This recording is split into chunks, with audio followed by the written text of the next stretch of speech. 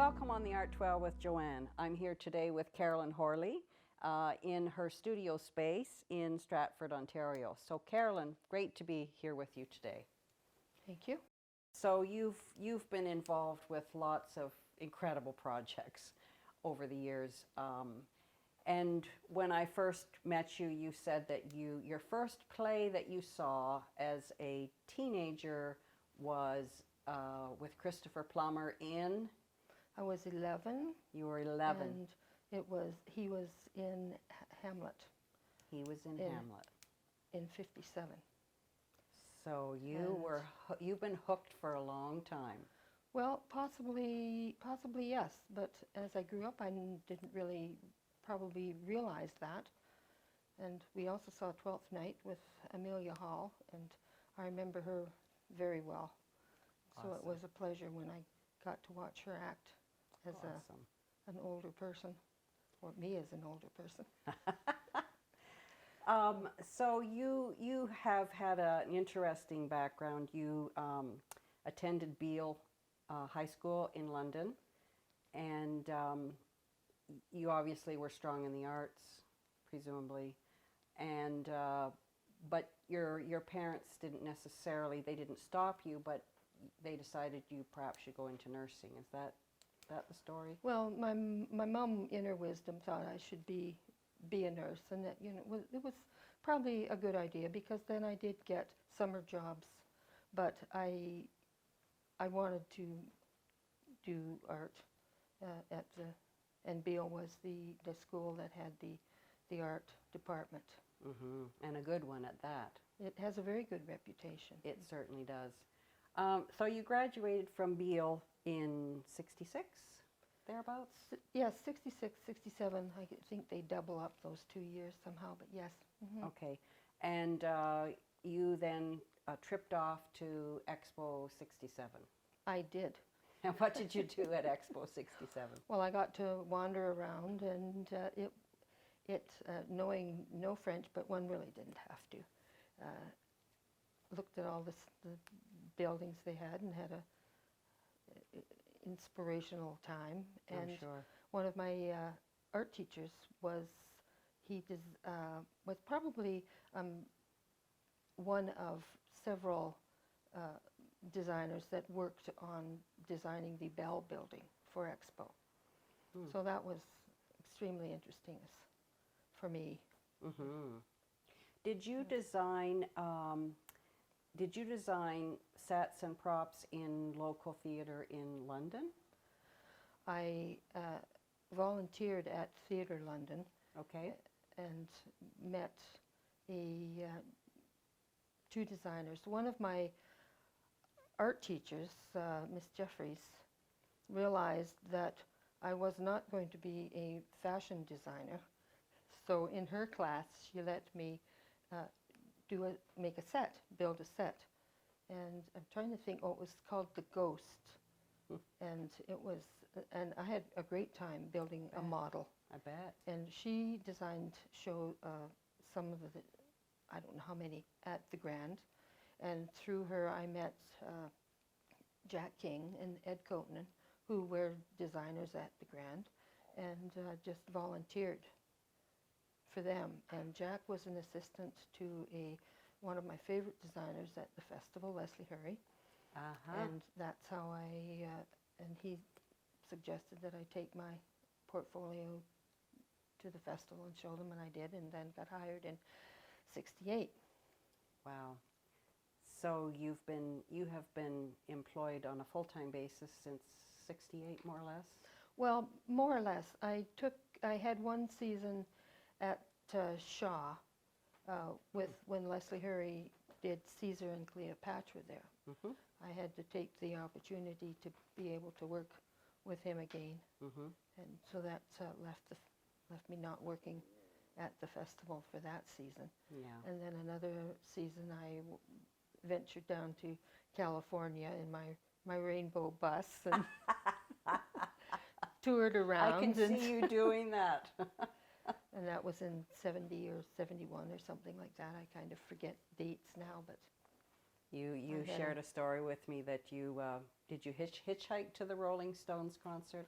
I Was it Rolling Stones? Yes, it was. It was that famous one in Altamont, and hitchhiked across the bridge and and got a ride with in the back of this.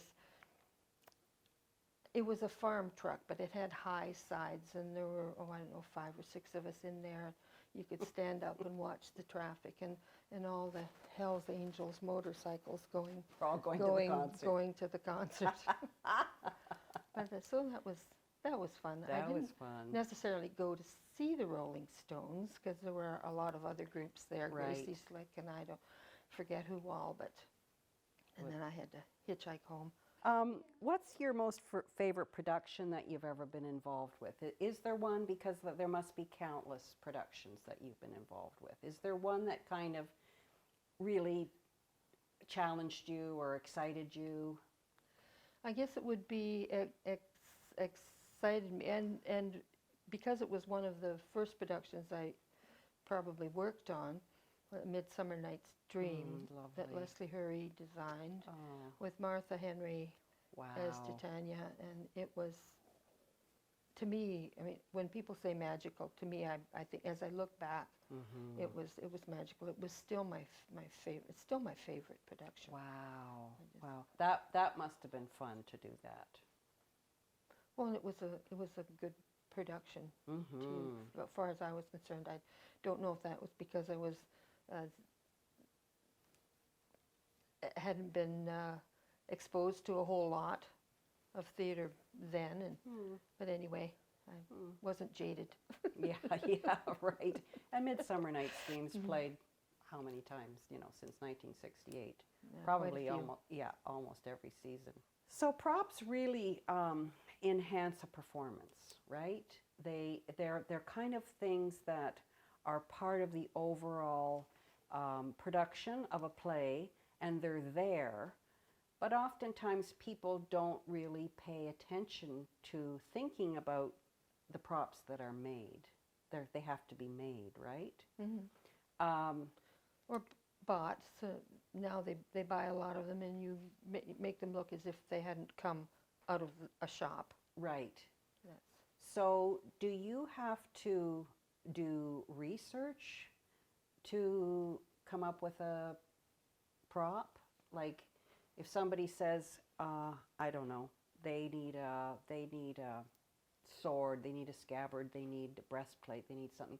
Do you have to do any research, and are things historically accurate? That's the designer's job. That's the designer's job. Job. So what's the difference between the designer's job and your job? My job would be after I get the drawing or the sketch or the last few years it's been a Xerox of whatever they wanted, and then build it. So they actually come up with if it's a breastplate or a shield or whatever, they design it, Mm-hmm. and then they turn it over to you to say, build it. Well, the head of the prop department would get all the designs, and then they would pass them out to whoever either needed a job or to the person who was better at armor, which was not Okay. necessarily me, and Okay. or welding. Welding was never my choice, but we had Right. some excellent prop makers, so they got to do So that. what did you like to do, or what do you think you were skilled at? My favorite thing was the faux food. I like to make the faux food, Mm-hmm. make it look edible, and with that I would have to probably do my own research as to Sure. what the chicken looked like. It's Sure. amazing how much you don't remember what a chicken really looks like. Oh, yeah. Oh, yes. Yes. So I had folders full of magazine pictures of chicken, and could reference back to them. And two, though, you would get maybe a sketch of how the food was to fit on the plate, Mm-hmm. Mm-hmm. and that would be the designer's job. And one of my actually favorite shows was Jesus Christ Superstar. Ah. And I got to make the Last Supper. Oh, cool. But at that particular point in their production, the supper was basically over. So there were bowls of stuff that had been eaten into, and stuff left on their plates. Wow. And they had specific things that they ate. Wow. So when you make a piece of chicken, what's it made of? It's basically I carved it out of styrofoam, covered it in tissue paper, and I have a pan that when you put in the rubber latex and let it dry and pull it out and stretch it over, it looks similar to chicken skin, and then you paint it. Wow. With dyes or acrylics, but my secret recipe for food is shiny. If it looks shiny, it looks edible. Looks more edible. We're going to be right back, Carolyn, because we're going to talk more about food. Oh, Not goody. real food, but food.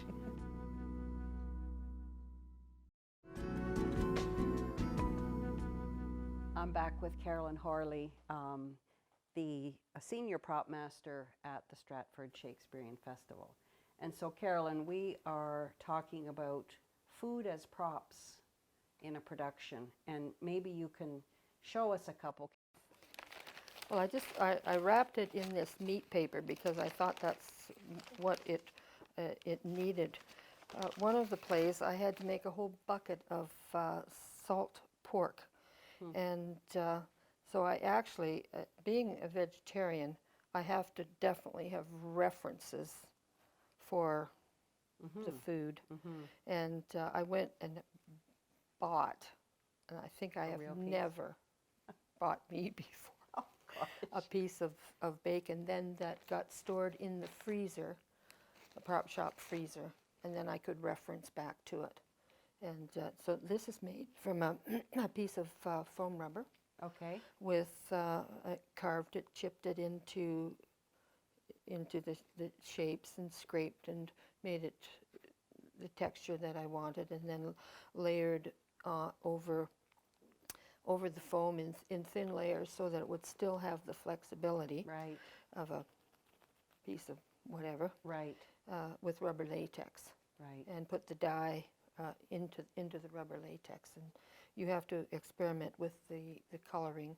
A nice layer of fat there, which you'd probably cut off if you didn't. Yeah, exactly. Wow. So you have to experiment with the colors too, because the latex being white to start with, it's hard to tell what you're going to end up with if you don't do little samples. And that's. So are props stored, Carolyn? Like once you make a certain prop, are they stored and kept for future productions, or what happens? The prop warehouse, which is across the parking lot from here, stores all the props. Must be a massive space. Yes, it's big, and they do reuse food. I know I've seen things that I have made, and I'll go back just to look at, check everything out if I felt nostalgic or something. Sure. And they would have used pieces from the different plates to do something else with, so that's good. So I think we kind of talked about it. So after the decisions are made from the designers about what props are going to be needed for a production, then it gets turned over to you. How many prop people are there employed in Stratford? Well, there'd be anywhere probably from a dozen to 20 when we're really busy. Okay. I don't know lately how many they've been hiring. Right. You apply, you get a job to be a prop maker. Do you have to go to school to be a prop maker these days? How does it work? I think most people have some kind of art education, and there are. Well, the only place I remember was in Montreal, where you could take a theater course, and there was prop making as building part of. it as part of that. But I don't know. You learn how to use your tools, your paints and your glues and papers and cardboard, and I don't know if there's an actual recipe of how Probably to not. put something together. And that's and- where that creative aspect of things comes in, right? Is where you're able to use your artistic talents. You is have to really be what able it to is. see the elephant in that piece of styrofoam in order to carve it out. Well, not everybody a- can do that. Well, You can. I Carolyn can. did it once. Carolyn can do everything, I think. An elephant.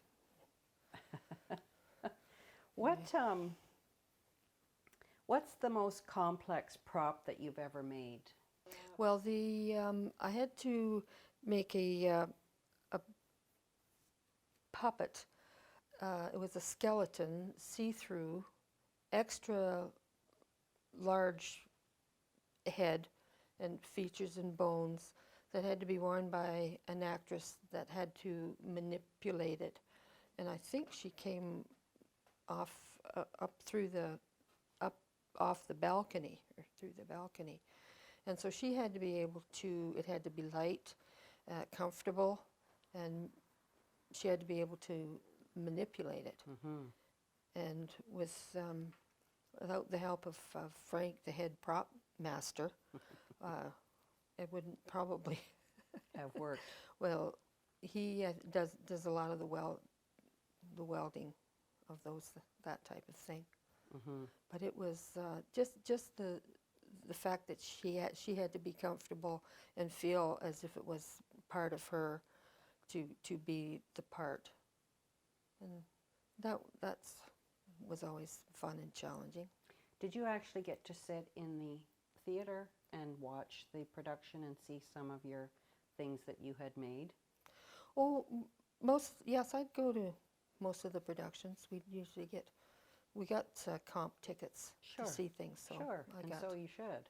to see things. Wow. And I was always nervous too, until until they got through the scene, and it didn't, nothing happened. Of course, we could go to dress rehearsals, and all the possible mistakes would be fixed before they even went on stage. So but still, it was. I'm thinking about so many things about theater have changed over the years, as you have had a bird's eye view of things changing, and I'm thinking about props in particular.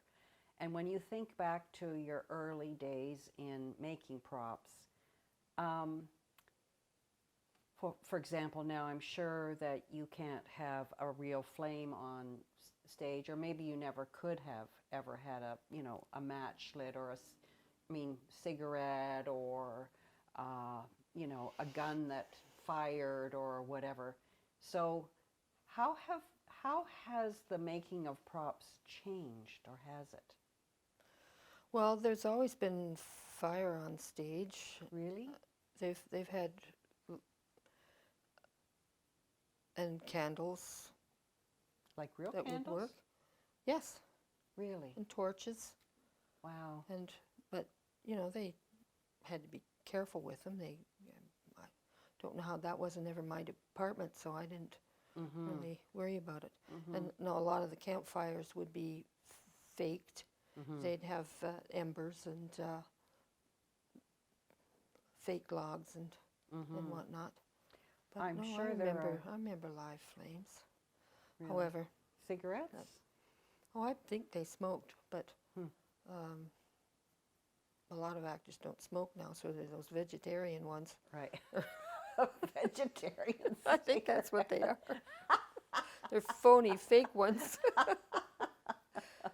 Oh, that's funny.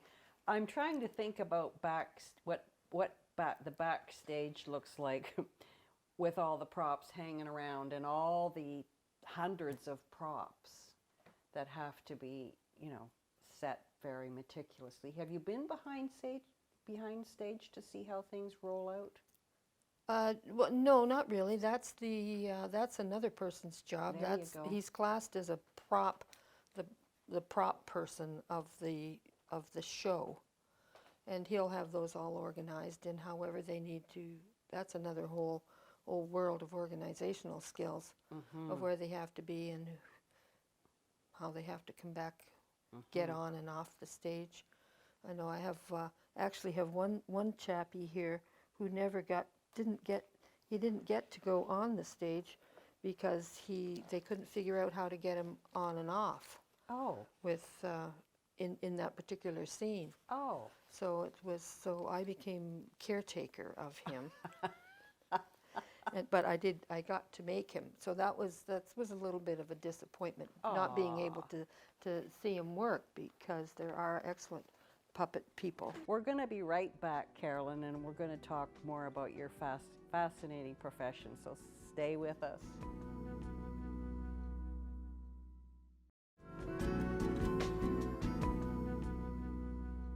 Welcome back to my chat this afternoon with Carolyn Horley. So you have been a prop maker since 1968, and so you've designed a heck of a lot of props in your... Just made them. I don't ever get to design. I keep saying design, no, because that's an entirely different process, isn't it? It is. It is. They when we first started, the designers were artists, and they would design a show that looked like art. Okay. And so they would have their ideas of what a sconce looked like, and a basket and a burial robe, and they would do drawings, watercolors. So they are the designers. Detailed drawings, and we would always get drawings for props. Right. And sometimes some of our favorite drawings to receive would be ones that they had quickly sketched on a piece of brown paper on your table. Huh. But you would get a drawing, and that's where we would start. And so now I see the distinction between the designer versus the doer. The maker, the doer, yeah. The person that's actually putting things into place. We can talk about props, complex props, and in particular you mentioned to me that you designed all of the masks for Romeo and Juliet. I got to build all the masks for Romeo and Juliet. Wow. The Romeo that Mr. Cimolino played Romeo in, and Comfiore was Mercutio. Beautiful. What a production that must have been. It was, and I think I saw it several times. Wow, I can't really remember, but it was watching Mr. Fiore manipulating his Mercutio mask as if he owned it. It was you felt like it was part of him, part of his costume, part of the play. It was one of my really proud moments of actually having made that mask. Awesome. And another time was it was the opening scene of I think it was another, oh golly, might have been another Pericles. John Penway designed it, and the floor was all white, and the actor that came out had white makeup on and a white loincloth, and from somewhere these two puppets arrived, and they were in Oriental costume, and they weren't very big. They were a couple, maybe 18 inches, 15, 18 inches high, but he could manipulate those puppets that just made them alive. Wow. And I could have rerun that. I wanted a remote to put it back to play this again. So those were a couple of highlights, sort of cherished moments that I can remember. That's really special. Really, what a life you've had, Carolyn. Really. Well, basically, yes. Really and truly an opportunity in life to express yourself as best you can. It also allowed the off-season time to do our own artwork, and or to work for another company. I worked for the Ballet Opera Company in some of that off seasons. Just one Great. season though. I wasn't really a Toronto person. But I got to experience how they made things and how they worked. And that one season at Shaw, and then some of us got to build props for the Cats production of the Mervish Really? thing. We got to make some of the shoes for Wow. the garbage dump, the slippers. Well, it's been a real pleasure, Carolyn, to speak with you today, and I don't think I would have had the opportunity to meet you otherwise, but I am really happy that you and I shared a little bit of time this afternoon together. Well, thank you for steering me through. Thank you very Thank you. much.